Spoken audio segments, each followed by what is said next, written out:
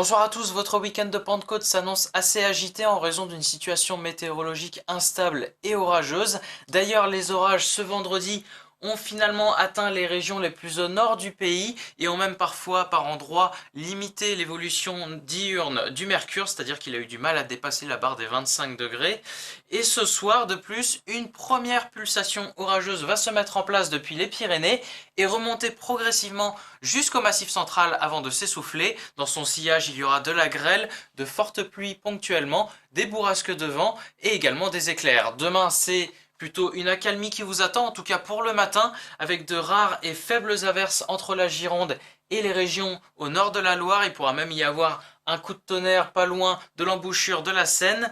Au niveau des Landes jusqu'au Gers, ce sera des nuages bas qui rentreront depuis la mer, ou encore du côté du Roussillon, ce sera le même topo. Ailleurs, ce sera un temps plutôt lumineux à très ensoleillé. Et l'après-midi, pour les trois quarts du pays, il y aura ce risque d'orage qui sera étendu avec l'évolution diurne, avec de possibles grêlons qui pourraient tomber.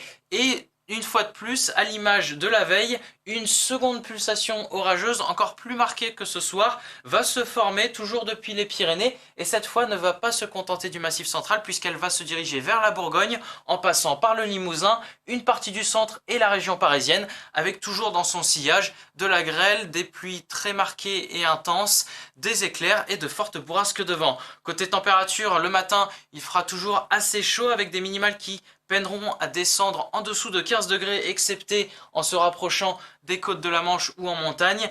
Et l'après-midi, il fera toujours chaud avec des températures au nord comme au sud qui généralement dépasseront la barre des 25 degrés ou même qui menaceront la barre des 30 degrés entre la Provence et la Corse, et même d'ailleurs du côté d'Ajaccio, localement on pourra dépasser la barre des 35 degrés. Pour ce qui est de la suite, dimanche, le gros de l'instabilité va surtout se diriger vers l'Europe centrale, mais concernera encore une large moitié est du pays, excepté les régions méditerranéennes. Et à l'arrière, à l'ouest, c'est surtout des conditions généralement sèches qui vont prendre le relais, même s'il pourrait y avoir encore quelques averses résiduelles. Les températures, excepté pour la Méditerranée une fois de plus, vont amorcer leur baisse et se rapprocher tout doucement des normales saisonnières. Lundi est une journée généralement beaucoup plus calme pour cette fin de week-end, avec encore quelques averses possibles, mais un temps de plus en plus lumineux.